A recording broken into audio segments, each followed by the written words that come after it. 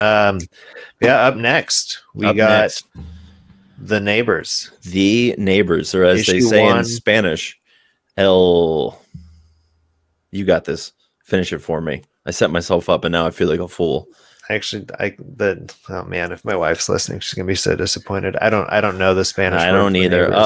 Amigos. It's okay. Amigos friends. Next door. Yeah, the friends.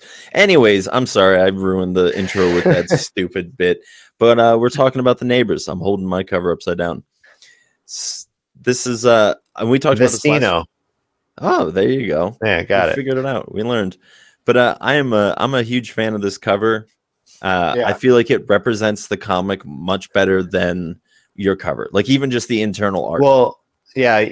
I mean, I think they both honestly do a pretty good job of what's going on. Yours is a little bit, but like art-wise, I mean, like yours are like, yeah, no, I think yours is my favorite of the two because it does draw directly from the story inside, where this one, the main cover that I got, it more just like alludes to the story. Yeah, inside.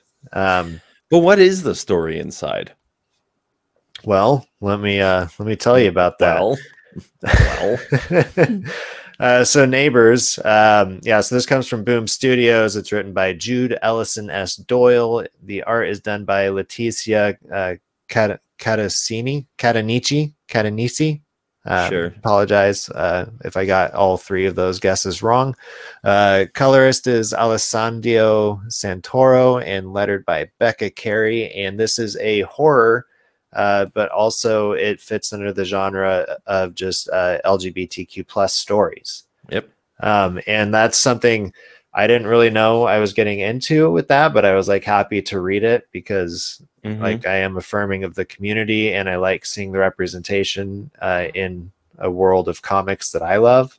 And it was just really well written. This is the story of essentially Janet and Oliver Gowdy move into a quaint mountain town. Their daughter Casey becomes part of a horrific chain of events, revealing that their neighbors are anything but what they seem. And that's just kind of the opening bit of it. There's a little bit more to what the publisher summary had to say, but the gist of it is this new family moves to town and they realize there's something going on with their neighbors. And at the end of the book, it leaves you with a pretty good cliffhanger of like, okay. Yeah, I wanted to say this about this book, that this book does one of my favorite things in comics is where you get introduced to a world, you get introduced to characters. They don't try to shove everything in.